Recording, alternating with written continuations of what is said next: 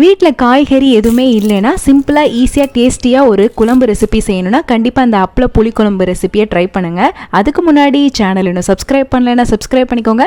வாங்க வீடியோக்குள்ளே போகலாம். இதுக்கு ஃபஸ்ட்டு வந்து ஒரு சின்ன நெல்லிக்காய் சைஸ் புளியை வந்து நல்லா ஊற வச்சு எடுத்துக்கலாம். அதுக்கப்புறம் ஒரு கடாயில் நல்லெண்ணெய் ஆட் பண்ணிக்கோங்க. அதுக்கப்புறம் கடுகு, கடலைப்பருப்பு, உளுந்து, சீரகம், வெந்தயம், கருவேப்பிலை, இடிச்ச பூண்டு, அதுக்கப்புறம் சின்ன வெங்காயம் இதெல்லாம் சேர்த்துட்டு நல்லா வதக்கிக்கலாம். அதுக்கப்புறம் உப்பு, கொஞ்சமாக வந்து கட்டி பெருங்காயம் ஆட் பண்ணியிருக்கேன். அதுக்கப்புறம் தக்காளி நல்லா வதங்கின பின்னாடி மிளகாய்த்தூள், மல்லித்தூள், சீரகத்தூள், அதுக்கப்புறம் நம்ம ஊற வச்சிருக்க புளியை வந்து நல்லா கரைச்சிட்டு ஆட் பண்ணிக்கோங்க.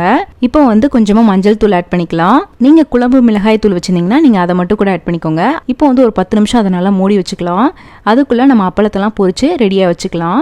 இப்போ வந்து பார்த்தீங்கன்னா எண்ணெய் நல்லா பிரிஞ்சு வந்துச்சு. இப்போ வந்து கொஞ்சமாக வந்து வெல்லம் ஆட் பண்ணிக்கலாம். இப்போ வந்து அந்த ஹீட்லேயே அப்பளத்தை வந்து உடச்சி ஆட் பண்ணிட்டீங்கன்னா அப்பளப்பு புளி குழம்பு ரெடி ஆயிரும்.